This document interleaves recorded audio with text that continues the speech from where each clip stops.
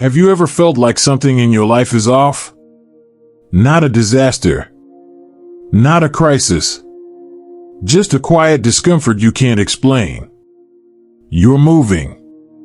Working. Praying, at least sometimes. But deep inside, there's a strange heaviness. Almost like a warning light blinking silently.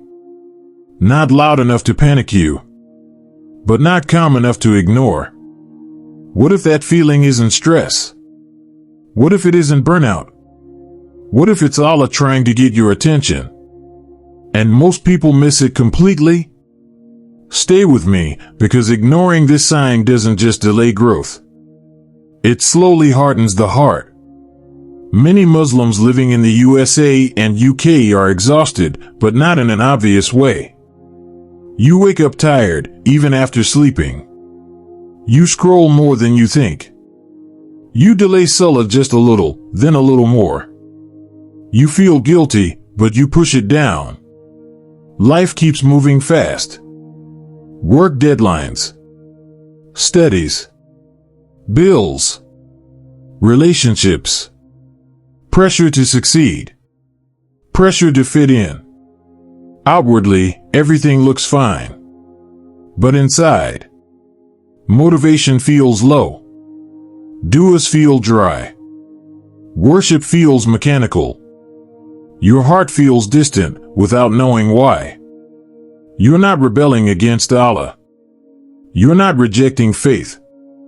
You're drifting. And that quiet drift is one of the most dangerous spiritual states. Because it feels normal. Here's what most people never realize. Allah rarely warns loudly at first. Before hardship comes. Before consequences appear. Before doors fully close. Allah sends subtle warnings. And if you understand this sign, you can change direction before pain is required. In Islam, not every test comes as suffering. Sometimes, the warning is emotional numbness. When Salah feels empty. Du'as feel rushed. Haram feels lighter. Obedience feels heavy. This isn't punishment. This is mercy.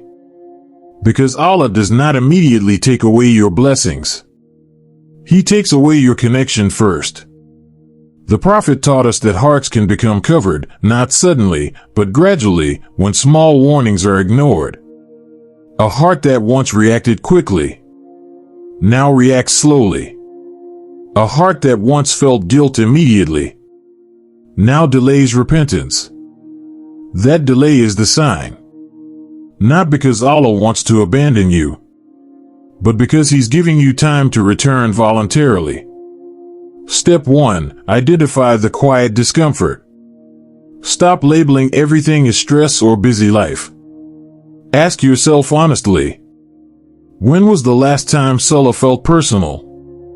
When was the last sincere dua without checking the time? When was the last moment you felt humility before Allah? Discomfort without clarity is often a warning. Step 2. Check what you've normalized. Spiritual decline doesn't start with major sins. It starts with normalized neglect. Delaying prayers repeatedly. Excessive scrolling late at night. Constant distractions during worship. Seeking comfort more than meaning. What feels small today becomes heavy tomorrow. Step 3. Interrupt the pattern immediately. Don't wait for motivation. Change one small thing today. Pray one Salah slowly, on time. Sit in silence after prayer for 60 seconds. Make one honest dua without fancy words. Allah responds to movement, even tiny movement. Step 4. Reduce the noise. Many warnings are drowned out by constant stimulation. Your heart cannot hear Allah when content never stops. Music never pauses. Silence feels uncomfortable. Silence isn't emptiness. It's where clarity returns. Step 5. Return without guilt. Don't approach Allah with shame. Approach Him with truth. Say, Ya Allah, I've been distant, but I'm here. That sentence alone can change direction. Here's the part that shocks many people. If Allah truly wanted to leave you, you wouldn't feel uncomfortable at all. The warning itself is proof of care. The numb heart doesn't question. The drifting heart doesn't reflect. You're watching this video because something inside you still responds. That response is not random. At work or studies, when purpose fades, productivity feels empty. Success without connection leads to burnout, not fulfillment. In relationships, irritation increases. Patience decreases. Small things feel heavy because the heart lacks grounding. With mental health, unchecked spiritual distance increases anxiety. Not because Islam replaces therapy, but because the soul also needs nourishment. If ignored, drift becomes distance. Distance becomes hardness. Hardness becomes regret. Most people only return after pain. You have the chance to return before it. Allah does not warn to scare you. He warns to protect you. The door is not closing. It's still open, quietly. You don't need to fix your whole life today. You need direction, not perfection. One sincere step back toward Allah is more powerful than years of guilt. Mercy is closer than you think. So if your heart has felt heavy, if motivation has felt distant, if faith has felt quiet, don't panic. And don't ignore it. That feeling is not weakness. It's an invitation. Allah is reminding you, gently, for now.